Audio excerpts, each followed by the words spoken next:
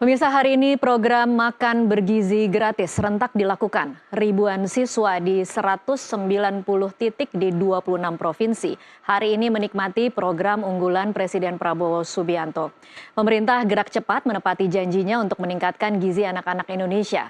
Secara kuantitas pelaksanaan MBG hari ini masih jauh dari target. Apa saja catatan di hari pertama makan bergizi gratis? Saya akan membahasnya dengan narasumber yang sudah tersambung melalui Zoom, yaitu juru bicara Kantor Komunikasi Kepresidenan Ujang Komarudin, dan juga ada peneliti Celios Bahrul Fikri. Selamat malam Mas Fikri, selamat malam Pak Ujang. Selamat malam Mbak Tasya, Mas Fikri, Assalamualaikum. Waalaikumsalam warahmatullahi wabarakatuh. Terima kasih sudah bergabung, semoga semuanya dalam keadaan sehat. Saya ke Pak Ujang terlebih dahulu untuk memberikan catatan secara umum. Hari ini 190 dapur beroperasi untuk hari pertama memberikan makan untuk 600.000 orang di 26 provinsi. Apa saja catatannya? Ya, pertama alhamdulillah kami bersyukur ya dari pemerintah. Semuanya berjalan dengan lancar, aman, antusiasme dari anak-anak sekolah juga luar biasa, ibu-ibu juga yang menjadi wali murid, lalu juga yang memasak, semua menyaksikan program prioritas Pak Prabowo berjalan dengan lancar. Tentu ini kan tahapan awal ya, yang ke depan sedang dirancang tahap demi tahap. Bagaimana target penerima manfaat itu lebih besar lagi. Target dari saat ini adalah sekitar 3 juta penerima manfaat. Dan di Desember 2025 nanti di akhir tahun adalah 15 juta penerima manfaat. Dan saya tadi kami ya tim PCO menyaksikan di sekolah SDN Cilangkap 5 dan 3 bagaimana anak didik kita ya, anak-anak bangsa begitu lahapnya, begitu nikmatnya atas menu sajian yang disiapkan oleh SPPG Tapos. Dan di situ juga ada gotong royong yang dilakukan oleh juru masak, ibu-ibu dari yayasan, dari pihak TNI, dari pihak kepolisian juga turut mengamankan proses distribusi yang ada di lapangan. Jadi dalam konteks itu maka tadi kami bersyukur bahwa program Pak Prabowo makan bergizi gratis sesuai yang digariskan oleh beliau, sesuai yang diinginkan oleh beliau, bahwa targetnya adalah selain ingin mengurangi malnutrisi, di saat yang sama juga ingin membangun generasi Indonesia yang betul-betul kuat, sehat, yang memiliki pikiran-pikiran besar untuk membangun bangsanya ke depan. Dan di saat yang sama juga kita tentu punya keinginan Pak Presiden, Pak Prabowo ingin menjadikan anak-anak Indonesia menjadi generasi emas di tahun 2045. Dan tentu ada hal-hal yang terus kita perbaiki, kita evaluasi, kita tata kembali untuk memastikan bahwa program ini betul-betul menjadi program andalan, unggulan, prioritas Pak Prabowo yang dicintai oleh rakyat Indonesia. Baik. Dan saya menyaksikan sendiri, kami menyaksikan sendiri apa yang terjadi hari ini adalah bagian daripada anugerah Tuhan. Bersyukur bahwa untuk pertama kalinya dalam sejarah Republik Indonesia Bapak Prabowo, Bapak Presiden bisa melakukan program yang tadi bisa menjadikan anak-anak Indonesia bisa sehat, bisa kuat, dan punya pikiran besar ke depan. Oke, baik Pak Ujang, itu kan catatan positifnya ya bahwa kemudian hari ini lancar terjadi di sejumlah titik, kemudian respon dari anak-anak maupun orang tua maupun guru cukup positif. Tetapi apa kemudian kalau tadi Anda mengatakan akan terus dilakukan evaluasi hari ini seperti apa Pak Ujang? Kira-kira catatan-catatan yang kemudian harus jadi perbaikan untuk besok? Ya, tadi ada masukan dari teman-teman media gitu ya terkait belum adanya susu gitu di menu tersebut. Tetapi kan ini sudah dijelaskan oleh Kepala Badan Gizi Nasional bahwa soal susu itu adalah di sentra-sentra susu perah yang akan ada. Di tempat lain kan ada substitusi seperti buah-buahan. Yang penting itu adalah kecukupan gizinya terpenuhi. Di mana kalorinya itu kan kalau nggak salah 400 sampai 500 kalori sudah cukup. Lalu kalau anak-anak dewasa itu 600 sudah dilakukan oleh SPPG di tempat masing-masing. Di SPPG sendiri kan ada 3 orang yang bertugas ya. Pertama itu ketua atau koordinator yang memang mengepalai SPPG tersebut. Yang kedua itu ada ahli gizi. Ahli gizi betul-betul untuk memastikan bahwa makanannya bergizi sesuai dengan standar yang sudah ditetapkan oleh BGN. Yang ketiga itu ada akuntan atau administratif. Nah, semuanya tentu kita melalui SOP prosedur-prosedur yang sudah digariskan oleh Badan Gizi Nasional soal higienitas. Bagaimana kami tadi mengunjungi SPPG di Tapos harus menggunakan masker, sarung tangan, menggunakan sandal, penutup kepala. Ini menjadi penting bagi kita semua agar memang program ini selain untuk pemenuhan gizi yang baik ya, di saat yang sama juga tentu higienitas itu dijamin pengadaannya agar Baik. memang betul-betul makanannya sangat layak bagi anak-anak Indonesia begitu. Baik, Pak Ujang, sedikit saja sebelum saya pindah lagi ke Mas Fikri. Jadi kalau untuk susu memang akan dipastikan ada daerah yang akan menerima dan ada daerah yang tidak akan menerima, begitu ya kira-kira Pak Ujang? Ya, kami bersandar pada apa yang disampaikan oleh Kepala Badan Gizi Nasional ya, sudah ke teman-teman media sudah disampaikan begitu, dan ada daerah-daerah tertentu juga tadi sudah diwawancarai bahwa sudah ada penggantinya, sudah ada buah-buahan. Yang penting itu tadi kecukupan gizinya sudah terrealisasi, sudah terpenuhi, dan tadi juga ada kepala sekolah yang diwawancarai, dan kalau ada penilaian 1 sampai 5 bahkan beliau menilai itu 5 bagus gitu di pengadaan di sekolah tertentu. Baik. Tetapi kita melihat tentu tadi sebaik apapun program pasti kemungkinan akan ada hal-hal yang akan ada masukan dari publik, ada dari masyarakat yang tentu kami juga harus mendengar. Tetapi secara umum ya 98% semuanya berjalan dengan aman, lancar, dan semua target sudah terpenuhi. Baik. Sehingga memang betul-betul apa yang menjadi keinginan Presiden untuk bisa memberi makanan bergizi bagi anak-anak Indonesia termasuk ibu hamil, ibu menyusui dan anak-anak balita itu betul-betul terrealisasi dengan baik. Kami dari pemerintah akan mengawal proses ini sehingga penerima manfaatnya lebih banyak lagi, lebih besar lagi, agar memang anak-anak Indonesia tumbuh dengan sehat, kuat, dan memiliki pikiran yang besar agar bisa membangun bangsanya suatu saat nanti. Baik, saya bergeser dulu ke Mas Fikri, peneliti Celios. Celios melakukan penelitian yang kemudian diberi judul Yang Lapar Siapa, Yang Kenyang Siapa, dan kami di redaksi NTV sudah membaca laporan ini, Mas Fikri.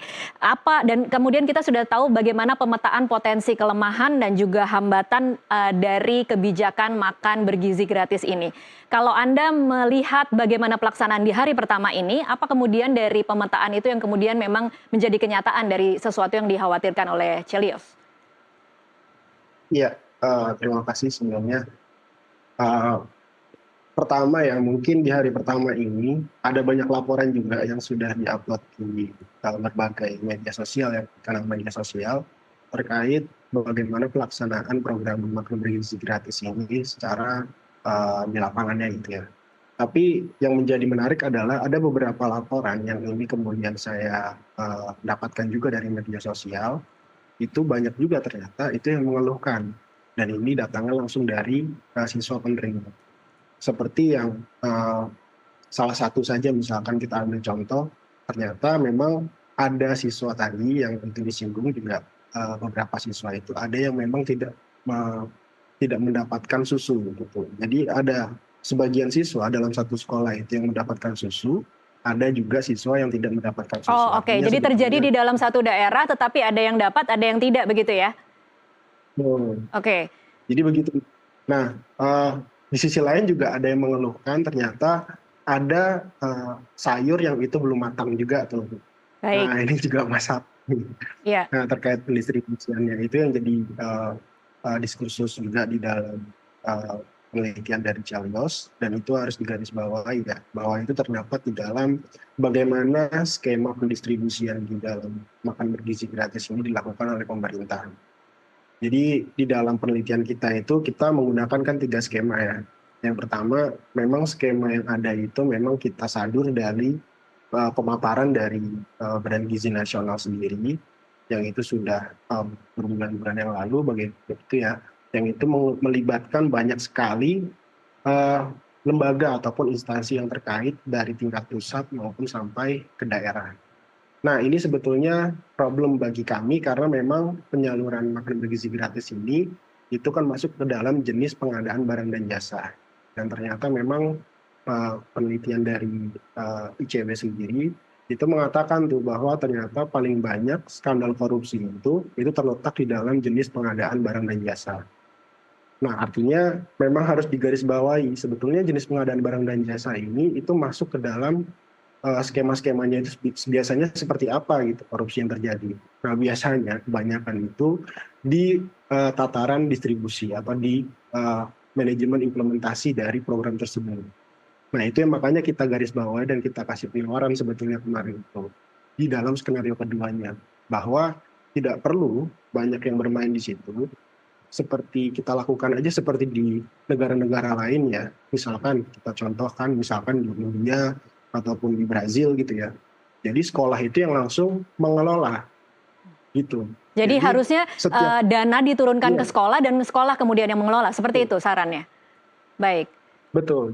Dana itu langsung saja seperti BOS gitu ya. Alur pendanaannya itu seperti BOS, itu masuk ke rekening sekolah. Mas Fikri, tapi Nah, kalau nanti dari lagi-lagi sekolah. ketakutannya adalah korupsi, dana BOS saja juga bisa dikorupsi kan? Berarti dana yang kemudian turun ke sekolah bukan tidak mungkin juga nanti dikhawatirkan akan bisa dikorupsi.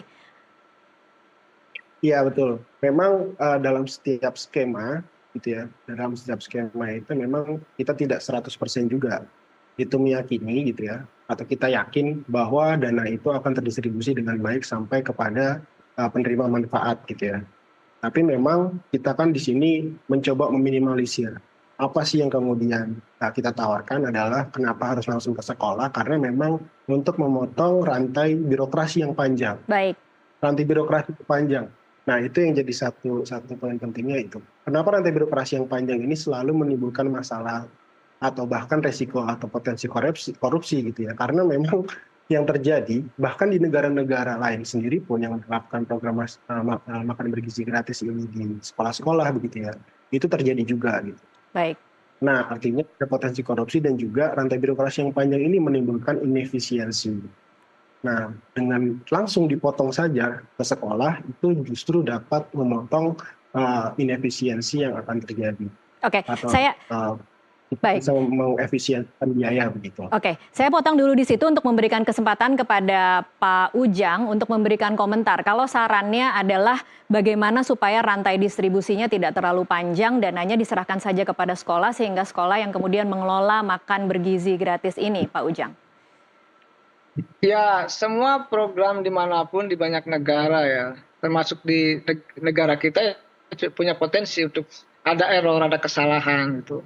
Tetapi kita kan baru mulai, baru hari pertama gitu. Ini tentu masukannya sangat berharga ya dari Selyos. Tetapi kalau sampai kita misalkan tanda petik ya dikatakan akan korupsi lain sebagainya, insya Allah kami tidak lah. Oke, Pak Ujang boleh bisa diyakinkan para pemirsa dan juga Celios bagaimana mekanisme pengawasan agar dana yang begitu besar yang kemudian tersentralisasi didistribusi ke berbagai titik itu tidak akan dikorupsi. Seperti apa mekanisme pengawasannya? Sudah ada semua teknisnya ya, SOP-nya sudah ada, bahkan SPK-nya sudah ada. Kan melibatkan banyak komponen anak bangsa yang lain. Di situ juga ada badan hukum ya, ada BUMDes, ada koperasi, ada UMKM, ada mitra dari swasta. Semuanya juga berhak untuk terlibat, berhak untuk mendaftar diri menjadi mitra di Badan Gizi Nasional. Jadi kami meyakini ya program ini adalah program yang insya Allah ya mudah-mudahan tidak ada korupsi ke depan. Karena bagaimanapun sebagai anak bangsa tentu kami akan optimis ya, akan menjalankan program ini dengan sebaik-baiknya. Ya misalkan kami di juru bicara kantor komunikasi Presidenan memastikan bahwa apa yang terjadi di lapangan itu betul-betul terlaksana dengan baik. Bagaimana komunikasi kami dengan publik juga terjalin dengan baik. Tadi kalau kami harus memastikan, kita lihat saja ke depan. Ya Baik. tentu tadi warning, peringat gitu ya, dari Selios, ya kami perhatikan. Tetapi insya Allah kami akan bekerja dengan baik untuk kepentingan masyarakat bangsa dan negara, dan kami yakini semua yang terlibat kita awasi bersama. Kan Baik. ada rakyat yang tentu di sini menjadi sangat perhatian untuk mengawasi program ini. Dan sekali lagi Mbak Tasya, ya kami punya niat baik, punya niat ikhlas untuk memberi makan bergizi gratis dari Bapak Presiden, ya dari pemerintah untuk anak Indonesia, ibu hamil, ibu menyusui, dan anak-anak balita. Tentu ini kan menjadi sesuatu yang positif. Agar apa? Agar anak kita tumbuh sehat, kuat, dan cerdas, agar bisa membangun bangsanya ke depan. Dan Baik. ujungnya adalah bukan sekedar untuk meminimalisir dan menghilangkan malnutrisi, tetapi di saat yang sama juga kita ingin menciptakan generasi emas di 2045. Selama Baik. ini kita, mohon maaf ya, selama ini banyak tuduhan-tuduhan dari pihak asing gitu ya, dari pihak luar bahwa Indonesia masih banyak minusnya. Ini yang kita tambal, ini Oke. kita perbaiki. Baik. Satu, untuk membangun Indonesia adalah membangun kualitas sumber daya manusianya dengan cara terrealisasinya makan bergizi gratis dari Bapak Presiden. Baik, Pak Ujang, kita harus break dulu, Mas Fikri ditahan dulu, nanti kita akan bahas di segmen selanjutnya. Agak teknis sedikit, kita akan membahas bagaimana Satuan Pelayanan Pemenuhan Gizi atau SPPG yang tadi sudah disebut oleh Pak Ujang, seperti apa dan siapa saja yang ada di dalam ini, kita akan bahas di segmen selanjutnya. Pemirsa, tetaplah bersama kami.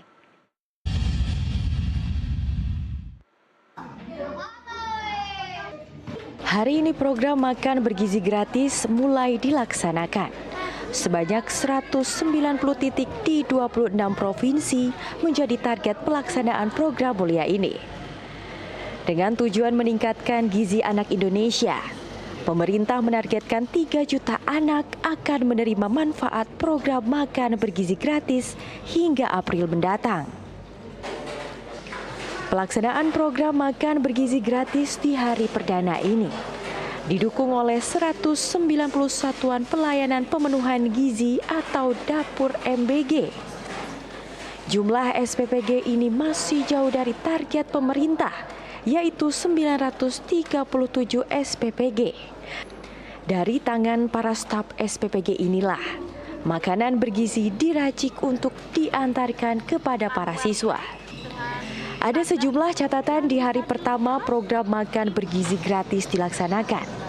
Dan itu akan menjadi tonggak untuk implementasi MBG yang lebih baik, yang akan menjangkau 15 juta masyarakat hingga akhir tahun 2025. Dari Jakarta, tim jurnalis NTV melaporkan.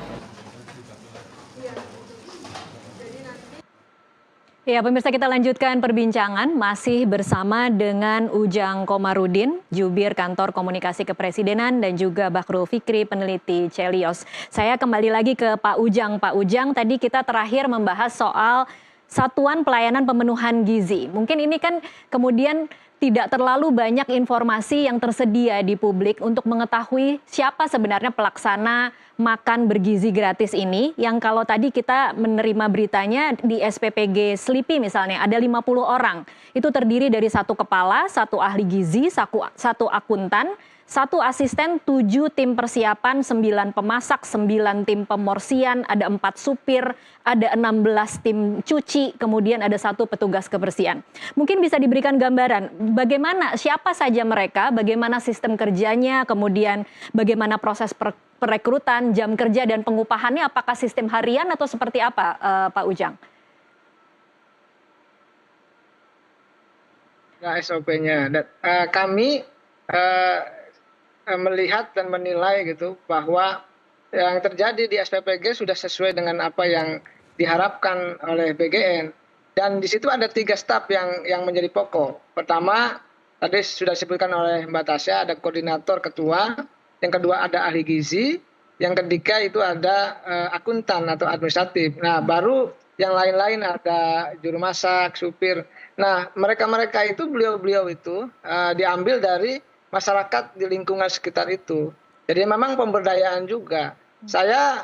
Kami tadi berkunjung ke Depok ya di Tapos, itu menyaksikan bagaimana dapur-dapur itu dikelola oleh emak-emak ya, oleh ibu-ibu yang betul-betul antusias menyiapkan porsi makanan bergizi gratis untuk anak-anak di SDN Cilangkap 5 dan 3 di wilayah itu.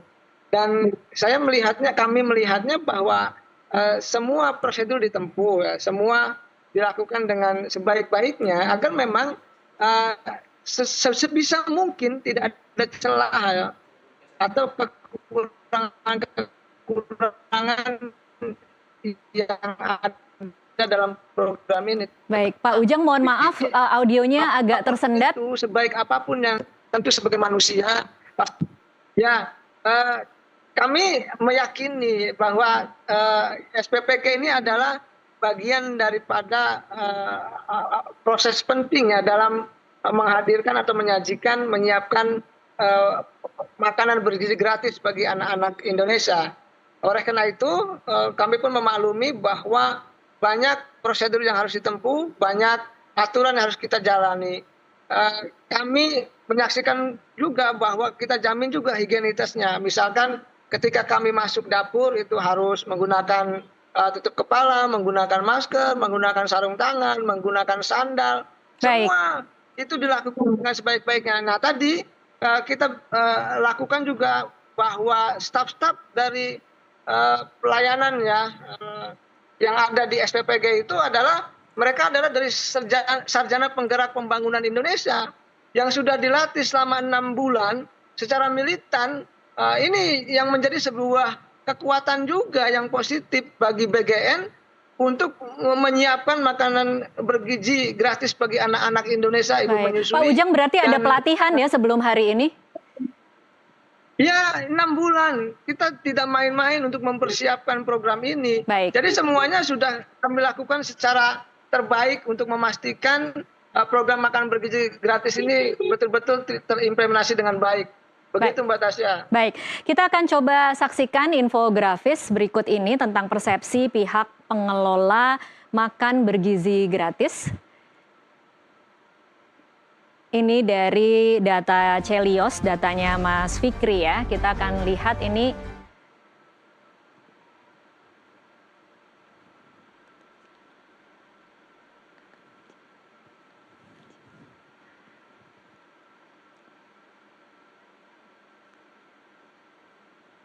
Ini persepsi pihak pengelola program MBG. 53% kombinasi dari berbagai pihak. Kemudian 28% dari pemerintah pusat, kemudian 11% dari pemerintah daerah. 4%-nya dari organisasi non-pemerintah. Ini mungkin mungkin saya ke Mas Fikri sekarang. Mungkin ada catatan tentang SPPG ini, Mas Fikri? Iya, terima kasih Pak kesempatannya. Yang tadi ya terkait hasil dari survei kita, itu sebelumnya saya sampaikan terlebih dahulu, responden yang ikut berpartisipasi untuk mengisi survei itu sebanyak 1.858 orang, yang itu tentunya dari klasifikasi yang itu berbeda-beda ya, baik dari rentang usia, kemudian pendidikan, bahkan pendapatan. Baik, Mas Fikri, hanya untuk memastikan karena saya tahu data Anda menunjukkan bahwa kelompok kelas bawah sangat positif responnya terhadap kebijakan ini, sementara kelompok kelas atas justru kritis terhadap kebijakan makan bergizi gratis ini. Nah, responden Anda mewakili komposisi yang berimbangkah dari dua kelompok masyarakat ini? Ya, tentu Mbak. Karena pendapatan itu kita range dari yang memang itu merepresentasikan dari data BPS ya, terkait kelas. Gitu, dari kelas ekonomi, dari kelas garis miskin gitu ya, atau yang di bawah garis kemiskinan sampai rentan miskin, kemudian menengah sampai atas, yang pendapatannya itu di atas 10 juta ke atas. Gitu ya. Baik, jadi tidak hanya banyak dari kelompok menengah atas yang ikut survei ini ya? Iya, betul. Oke, silakan Mas dilanjutkan. Oke, jadi dari hasil survei kita memang itu sekitar 11% sebetulnya itu responden itu percaya bahwa pemerintah daerah sebaiknya mengelola program ini gitu. Jadi pemerintah ada 11% responden yang itu percaya bahwa pemerintah daerah saja, cukup pemerintah daerah saja yang itu melaksanakan program ini. Jadi tidak perlu ada keterlibatan dari pemerintah pusat. Cukup hanya dari pemerintah pusat itu terkait pendanaan saja pemerintah daerah. Lalu kemudian pemerintah daerah ini yang kemudian mendistribusikan kepada sekolah-sekolah tadi keuangannya, dan kemudian sekolah-sekolah ini tadi yang itu mengimplementasikan bagaimana cara pendistribusiannya, produksi makanannya, dan lain-lain. Nah, memang ada 53% itu yang memang menjawab bahwa ini harus ada kombinasi dari beberapa pihak. Nah, ini sebetulnya inline dengan framework yang ada di negara-negara yang sudah melakukan program MBG. Contoh saja misalkan ada di Chile gitu ya, atau di Brazil, atau di Mali, atau di India gitu ya. Itu banyak sekali skema dari pendistribusian atau implementasi yang dilakukan di negara-negara tersebut itu melibatkan seluruh pihak. Bahkan di India sendiri itu ada steering committee yang itu melibatkan dari seluruh wali murid. Artinya dari orang tua siswa, kemudian dari guru atau wali kelas, kemudian dari pihak sekolah, yang itu kemudian diisi juga di situ dari ahli gizi. Kemudian ada juga dari pihak-pihak yang lainnya yang itu ikut memantau bagaimana perkembangan ke depannya. Jadi jelas terkait skema atau mekanisme dari Monef-nya sendiri atau monitoring dan evaluation-nya. Jadi di sisi ini, di titik ini Mas Fikri, sebenarnya yang dilakukan pemerintah saat ini sudah tepat dong ya? Oke, sebetulnya begini, yang paling penting adalah bagaimana skema distribusinya. Karena skema distribusi hari ini itu masih menggunakan skema yang ini saya lihat rantai birokrasinya sangat panjang, gitu ya. Jadi masih banyak keterlibatan pemerintah pusat yang itu sebetulnya tidak diperlukan gitu di dalam program ini gitu. Nah, kemudian juga di tingkatan pemerintah daerah dan instansi daerah itu juga banyak yang tidak perlu terlibat juga. Yang saya pikirkan tadi adalah kenapa ada keluhan-keluhan di hari pertama ini. Contoh ya, misalkan ya, ada anak yang itu bahkan dihimbau oleh guru-gurunya gitu ya untuk tidak menyebarluaskan atau tidak boleh memberikan feedback terkait kekurangan makanan yang didapatkan oleh anak ini. Di daerah mana itu, Mas Fikri? Jadi, ada. Di Jakarta atau di luar Jakarta? Di Jakarta juga ada, di luar Jakarta juga ada. Jadi ada beberapa media berita yang itu memberitakan juga terkait hal ini. Jadi bahkan sampai presenternya itu menanyakan kepada anaknya kenapa nggak habis. Bahkan ada juga yang mengeluhkan, artinya anak ini mengeluhkan kualitas dari rasanya juga itu bermasalah. Karena ketika satu anak ini tadi ditanya kenapa nggak habis, ternyata dia jawabannya ayam ini nggak enak, Mbak. Nah, jadi gitu. Itu yang jadi catatan. Bukan hanya standar gizi saja yang harus dipenuhi, tetapi juga penting adanya untuk memastikan bahwa makanan yang disajikan, menu makanannya itu sesuai dengan selera anak-anak. Nah, ini penting. Iya, itu tantangan tambahan ya berarti Mas Fikri, karena anak-anak kan juga memang sulit untuk kemudian dipuaskan. Bagaimana caranya membuat anak bisa makan sayur misalnya, itu juga sesuatu yang tidak mudah kan. Tetapi ini mungkin bisa jadi catatan, saya kembali lagi ke Pak Ujang. Pak Ujang, ketika kemudian ada masalah-masalah yang terjadi dan laporan-laporan, kemana sebenarnya misalnya guru atau anak-anak atau orang tua murid harus melaporkan kejanggalan-kejanggalan yang terjadi dalam pelaksanaan MBG? Ya, sudah ada salurannya ya, yang sudah disiapkan ke BGN. Nah, tetapi saya akan menanggapi sedikit dari Mas Fikri ya. Ada juga beberapa anak itu, seperti anak saya misalkan, yang dia juga kalau makan pilih-pilih gitu loh. Ini apa nggak suka sayur. Jadi kalau kita pukul rata ada anak yang tidak suka sayur pasti akan ada. Soal rasa gitu ya, mungkin ya memang bisa karena makanannya, bisa juga karena anaknya ya. Tentu kita sama-sama evaluasi lah bersama gitu atas katakanlah kalau ada temuan seperti itu. Tetapi memang kami tetap ingin memberikan yang terbaik gitu. kan memang juru masaknya kan harus dipastikan juga yang tadi bukan hanya sekedar mahir ya, tapi juga enak, lezat, yang sesuai dengan selera anak-anak. Ini juga kan harus dicari dengan tepat, dengan baik. Dan sudah saya katakan setiap anak pasti, saya sendiri misalkan saya nggak suka sayur, ya pasti akan pilih-pilih juga. Ya tadi saya katakan anak saya lah contohnya, nggak suka sayur, pilih-pilih pasti akan ada dan akan selalu ada itu pada anak-anak kita dan mungkin ya jumlahnya juga tidak sedikit. Ya kami berharap tentu ya ini kan program yang awal ya di hari pertama ya ada masukan-masukan, ada kritikan-kritikan kita perhatikan untuk menjadi perbaikan di kemudian hari. Kami pastikan insya Allah ya kami ingin berjuang, ingin bekerja yang terbaik agar memang bangsa ini bisa berubah, termasuk anak-anak yang tidak suka sayur kan diberikan pendidikan agar mereka suka sayur, agar memiliki makanan yang berserat tinggi gitu. Itu kan menjadi penting.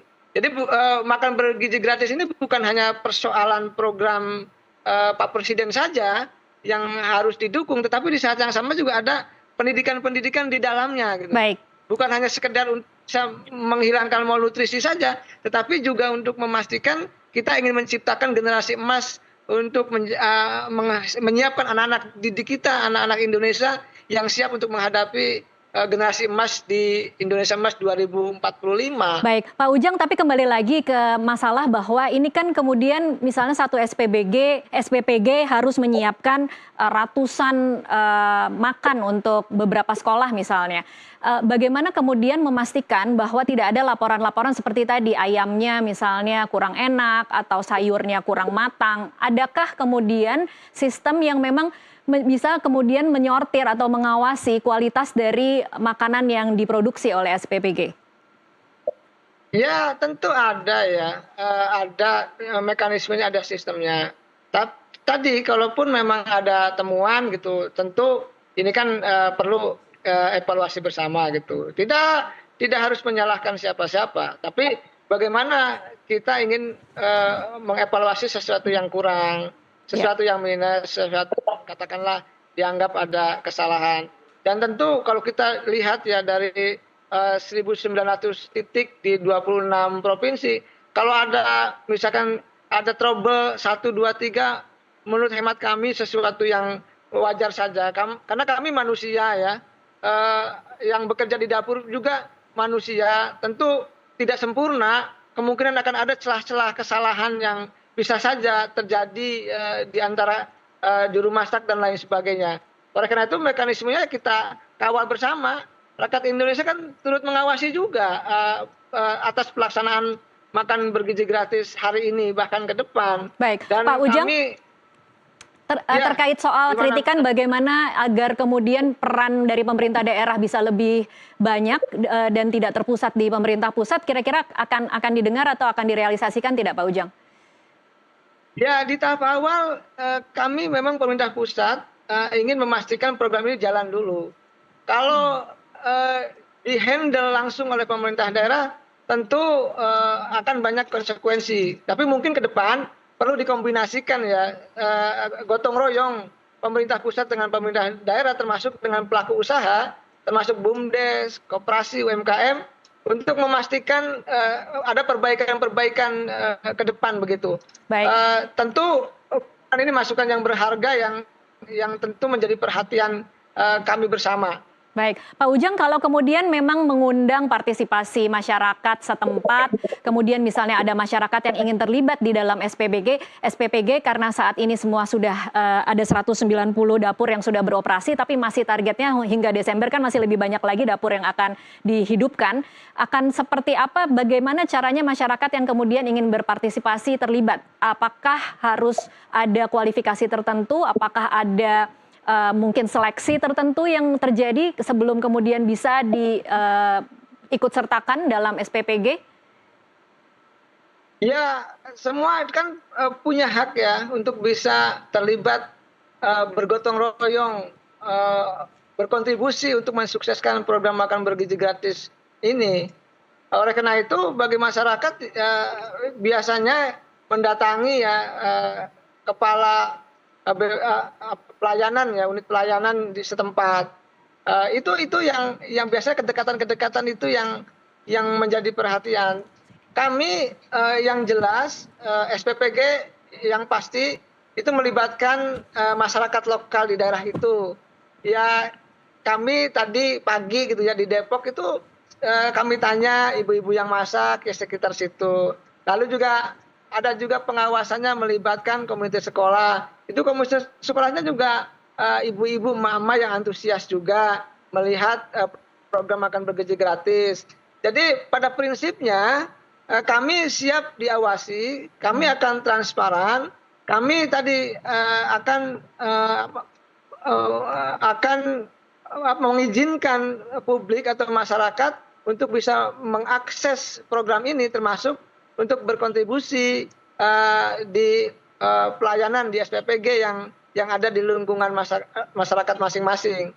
Kami sekali lagi prinsipnya terbuka dan membuka diri untuk sama-sama bergotong royong ya, bersinergi, memastikan agar program Pak Presiden berjalan dengan lancar. Bahkan agar perjalanannya mulus. Mohon doa restu semuanya. Baik, kita masih akan lanjutkan di segmen selanjutnya. Pemirsa tetaplah bersama NTV Prime.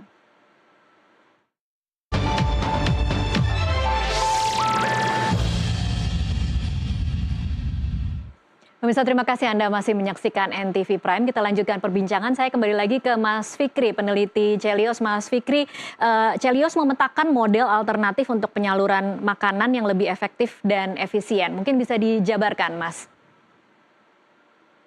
Ya, dari Celios sendiri tadi sedikit sudah saya spill yang terkait skenario kedua ini bagaimana. Ini sebetulnya berdasarkan feasibility study atau studi kelayakan yang itu ada di beberapa negara yang kita sadur dari Global Source Feeding School Book.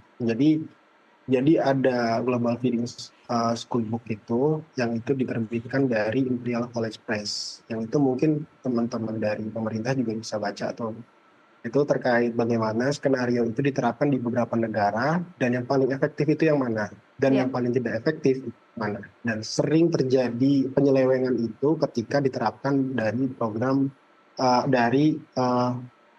skema seperti apa. Jadi dari yang kita ambil dari framework tadi, dari buku tadi atau dari skema-skema dari negara-negara lain tadi, itu adalah yang paling memungkinkan untuk terjadi penyelewengan dari program pemerintah yang itu di Indonesia bernama MBG atau makan bergizi gratis ini, itu adalah skema desentralistik. Maksudnya skema sentralistik yang artinya pemerintah pusat itu terlalu memegang kendali terhadap bagaimana penyaluran sampai ke tingkat bawah. Nah, ini kan sekarang kan terrealisasi ya. Di hari pertama ini saja itu kita sudah banyak mendapatkan banyak keluhan gitu ya dari penerima manfaat sendiri. Dan di sisi lain juga ada juga ternyata orang tua yang itu juga speak up ya bahwa ternyata makanannya itu tidak sesuai dengan selera dari anak-anak kebanyakan gitu. Contoh misalkan begini. Yang kita ambil dari skenario kedua adalah sebenarnya gini. Bagaimana caranya pemerintah pusat itu hanya sekedar mengelola dana saja sebetulnya, yang itu langsung ditransfer ke sekolah. Jadi tidak melibatkan juga dari pemerintah daerah. Jadi langsung saja ditransfer ke rekening sekolah, seperti dana BOS untuk penyaluran dananya. Kalau tadi jawaban dari Pak Ujang bahwa ini adalah bagian-bagian awal, Mas Fikri nantinya akan diserahkan kepada daerah, bisa diterima tidak? Iya. Enggak, izin tidak diserahkan ke daerah. Cari formulasi yang baik lah begitu. Ya. Oke. Jadi yang paling penting begini, Pak. Jadi skenario dari Celios itu yang kedua kan sebetulnya kan dari pemerintah pusat ini langsung saja ditransfer ke rekening sekolah seperti dana BOS. Nah, kemudian siapa yang akan bertanggung jawab untuk memastikan bahwa anak-anak ini nanti tetap mendapatkan manfaat dari makan bergizi gratis itu yang dikelola oleh sekolah. Nah, kebanyakan di negara-negara seperti Brazil sendiri misalkan, sekolah itu memiliki andil untuk pengadaan atau procurement dari makan bergizi gratisnya yang akan didistribusikan kepada anak-anaknya. Dan yang paling menarik juga, ada salah satu media independen di India, yaitu yang bernama Countercurrent gitu ya. Jadi hasil survei di India itu dari 100% siswa di 42 sekolah dan 92% guru menilai makanan dari dapur terpusat atau central kitchen itu lebih buruk Oke, dibanding yang dimasak langsung di sekolah. baik. Jadi Mas Nah, Fikri, kalau guru kemudian di ada 90%. Kalau kemudian ada catatan beberapa negara, tidak bisa kemudian mekanisme di satu negara itu bulat-bulat diterapkan di Indonesia, tapi harus kombinasi dan mengadaptasi dengan kondisi daerah masing-masing, begitu kira-kira ya? Betul. Jadi yang paling penting adalah kenapa ini kita tawarkan gitu ya skema ini, karena kita tahu di setiap sekolah, apalagi kan sasarannya pemerintah ini kan bukan di 3T ya, bukan di sekolah-sekolah 3T ya, Iya, yang di tahap pertama ini ya, baik. tetapi di sekolah-sekolah di daerah yang itu infrastrukturnya sudah terbangun. Justru itu, karena infrastrukturnya sudah terbangun, lebih baik menggunakan infrastruktur yang sudah ada Oke, dan juga ekosistem yang sudah ada. Ini justru lebih menghemat biaya daripada distribusinya. Satu, si anak-anaknya tadi itu langsung mendapatkan makanan yang hangat karena dimasak di sekolah langsung oleh sekolah. baik. Jadi tidak perlu menunggu makanan dari dapur pusat, gitu. Dan di sisi lain yang kedua, dapur pusat itu pembangunan dapur pusat sendiri sebetulnya kan menggunakan anggaran juga. Tidak mungkin tidak menggunakan anggaran untuk mendirikan satu infrastruktur yang namanya dapur pusat ya. Apalagi rencananya kan ada 518 lokasi gitu ya. Dan ini sudah terbangun di 190 dapur ya. Artinya kenapa ini tidak digunakan saja sekolah? Justru ini bakal bisa menjadi leverage bagi ekonomi di sekitar kawasan sekolah, termasuk UMKM, kemudian para pengusaha yang itu buka kantin di sekolah. Kenapa Baik, tidak dimanfaatkan saja kantinnya kemudian dijadikan dapur dari MBG ini gitu. oke, baik, Jadi pengusaha kantin di sekolah tadi itu masak aja langsung buat anak-anaknya baik, dan uangnya itu langsung dikasih dari sekolah. oke, Nah itu kan lebih menghemat biaya, iya, begitu. oke, Terkait ahli gizi dan segala macamnya juga kita sudah paparkan, daripada merekrut ahli gizi yang baru, kenapa kemudian tidak menggunakan puskesmas di hmm, daerah sekitar yang itu sudah mempunyai atau memiliki ahli gizi, dan dia lebih paham terkait daerah tersebut, gizinya seperti apa. oke, Nah, perekrutan ahli gizi ini juga ingat ya, itu juga memerlukan biaya yang tidak sedikit, gitu ya. Dan di lain sisi juga harus ada yang namanya belanja pegawai tambahan juga ketika ada rekrutmen untuk SPPG, institusionalisasi yang baru. iya. Nah, itu yang paling penting. Oke, baik. Terima Ini ada kasih. banyak sekali catatan ya Pak Ujang, tapi saya ingin meng-highlight karena ini juga kekhawatiran sejumlah pihak adalah bagaimana memastikan bahwa program makan bergizi gratis ini tepat sasaran, tidak kemudian masuk ke dalam sekolah-sekolah atau anak-anak atau kelompok masyarakat yang sebenarnya tidak kekurangan dalam akses makanan bergizi, tetapi kemudian yang kekurangan justru malah tidak mendapatkan. Mungkin sama judulnya seperti penelitiannya Celios yang mengatakan bahwa yang lapar siapa, yang kenyang siapa. Silakan Pak Ujang. Ya, program ini kan program universal ya, yang bertahap tadi. Tentu saat ini, di bulan ini, di hari pertama belum semuanya mendapatkan. Target kami di Januari Februari kan 3 juta. Target kami juga di Desember 2025 nanti 1 tahun gitu 15 juta penerima manfaat. Kan semuanya bertahap. Ada yang saat ini belum dapat, nanti ya nama-namanya sudah ada gitu ya di Badan Gizi Nasional. Masyarakat tentu ini menjadi penting, harus diketahui semuanya bertahap. Yang kedua perlu kami sampaikan bahwa tadi ya saya merespon dari Mas Fikri gitu ya. Di India itu juga jangan salah, ketika awal-awal juga banyak yang keracunan. Kita alhamdulillah, Ya, mudah-mudahan gitu tidak ya. terjadi di sini ya Pak Ujang. Tidak terjadi di kita. Ini kita bersyukur karunia Tuhan juga gitu loh, bahwa kami ingin berbuat yang terbaik untuk bangsa ini, pemerintah gitu. Oleh karena itu ya butuh dukungan dari semua komponen bangsa, termasuk Celios gitu, rakyat Indonesia semua, untuk mengawal kebijakan ini agar betul-betul kebijakan ini tepat sasaran tadi seperti yang dikatakan Mbak Tasya, dan juga betul-betul transparan, bisa dipertanggungjawabkan, nihil korupsi, sehingga betul-betul program ini menjadi program prioritas Pak Presiden yang betul-betul menjangkau semua anak didik yang berhak, termasuk ibu hamil, ibu menyusui, dan anak-anak balita. Sekali lagi ingin kami sampaikan, kami minta doa restu seluruh rakyat Indonesia, mudah-mudahan program ini berjalan dengan baik. Sekali lagi tadi kami bersyukur ya, di banyak negara banyak yang keracunan, kami tidak, alhamdulillah. Kami khawatir juga terkait dengan itu. Syukur Tuhan masih menjaga kita semua, Tuhan juga masih melindungi kita semua, anak-anak didik kita, alhamdulillah. Tadi kalau ada sedikit persoalan, sedikit masalah, tentu kita evaluasi tiap hari, kita evaluasi bersama-sama agar lebih baik lagi ke depan. Pak Ujang, tapi kalau tadi Anda menyebut soal transparansi dan akuntabilitas, efisiensi, efektivitas, bagaimana publik bisa mengawasi penganggaran dari makan bergizi gratis ini? Ya, kan ada format kerjasama ya, antara mitra dengan BGN, ada tanda tangan kontrak. Dan itu bisa Lalu diakses juga, publik kah? Ya, didatangi saja, ditanya saja. Kami prinsipnya tadi terbuka dan bisa dipertanggungjawabkan. Bahkan Pak Presiden sangat keras ya terkait dengan persoalan pemberantasan korupsi.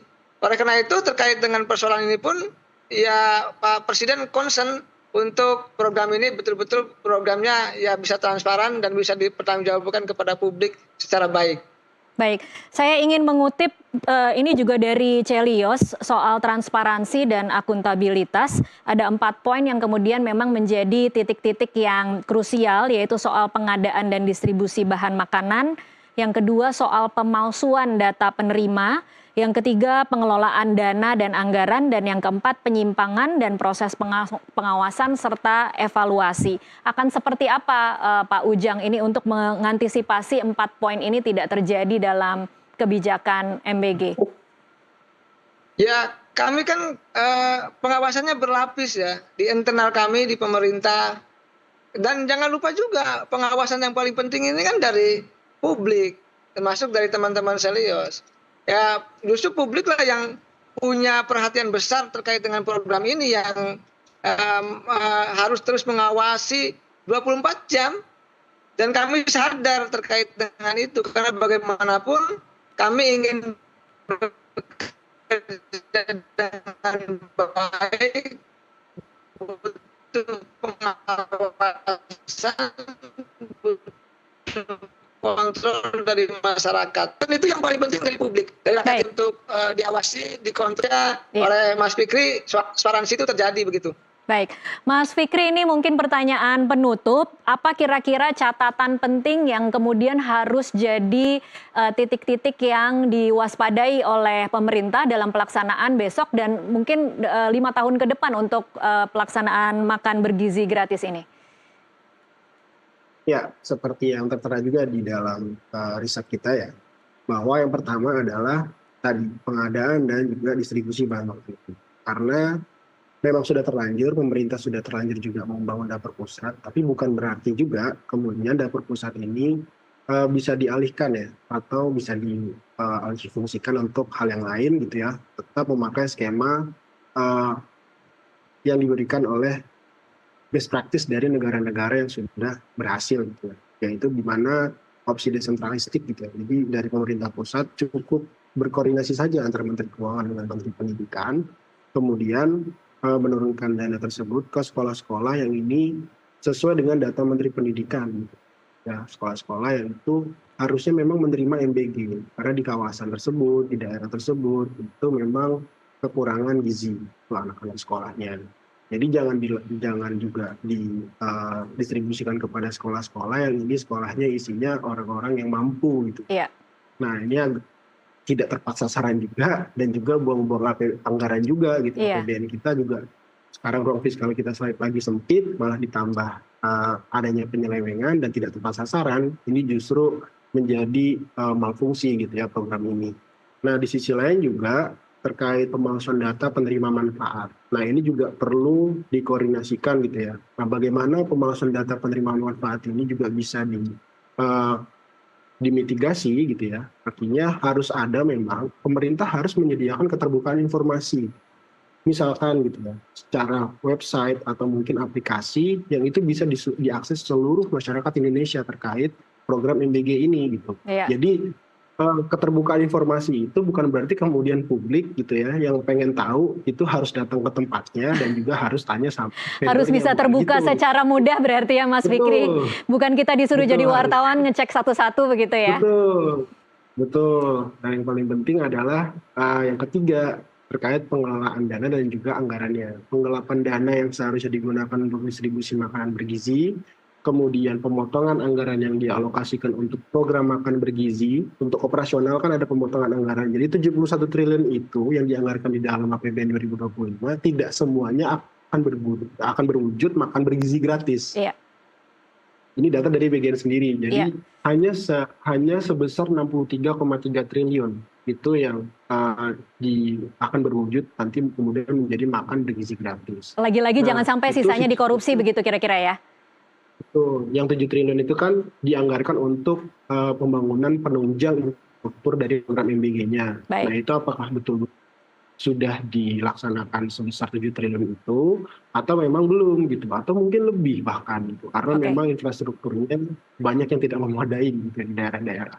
Nah, Baik. kemudian yang terakhir adalah penyimpangan dalam proses pengawasan dan evaluasi.